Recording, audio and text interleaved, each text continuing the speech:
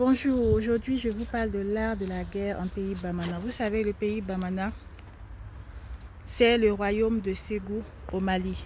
Je me suis beaucoup intéressée à ce royaume parce que je suis originaire, enfin ma famille paternelle est originaire de cette ville.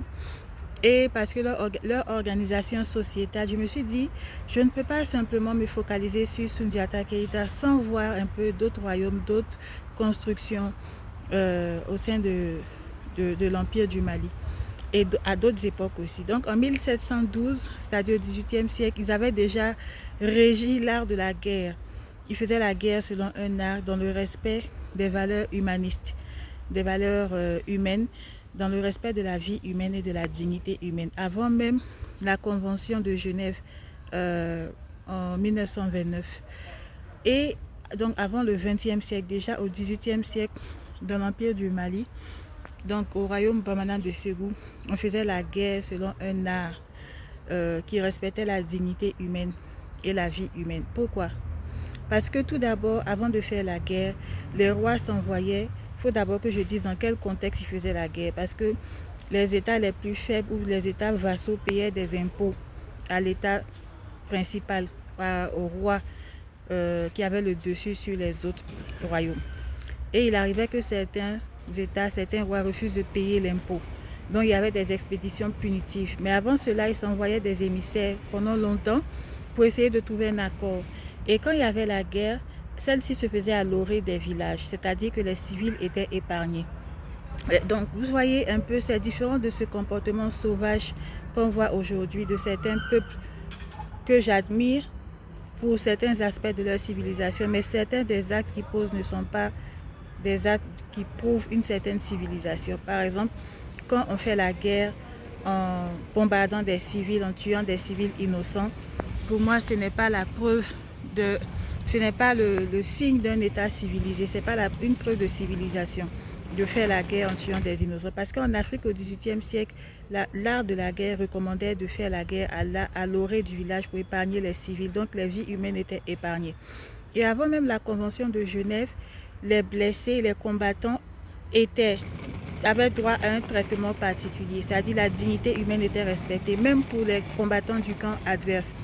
Les blessés aussi avaient droit à des soins, à un traitement particulier. Les biens étaient épargnés. Les biens étaient épargnés. L'organisation sociétale même était préservée. Et à la fin de la guerre, il y avait des réconciliations qui étaient prévues avec des compétitions sportives, par exemple. Donc ça, c'est l'art de la guerre en pays Bamana au XVIIIe siècle, dans l'Empire du Mali, dont je suis originaire. Et de nos jours, après ça, il y a eu la Convention de Genève, il y a eu le droit international humanitaire, la Croix-Rouge a le droit d'intervenir pour les blessés, les combattants, etc. Mais nous, on avait déjà instauré ça et c'était respecté. Donc, la guerre dégénérait rarement en opérations génocidaires, comme on peut le voir aujourd'hui. Il y a beaucoup d'opérations génocidaires dans le monde aujourd'hui. Les civils meurent à l'occasion de conflits armés.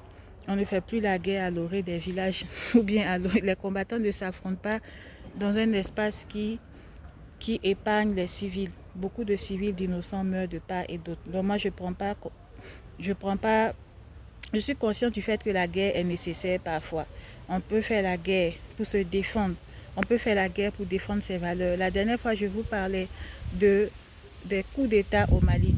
Donc les militaires qui faisaient des coups d'État en Afrique, au Sahel, et la population qui se retrouvait prise en otage parce que tout le monde n'est pas d'accord avec ces coups d'État. Il faut savoir qu'il y a eu des élections, même si ces élections n'étaient pas transparentes dans un pays, on peut dénoncer cela, mais le fait est que la constitution qui est en vigueur dit que le président est élu par une élection présidentielle.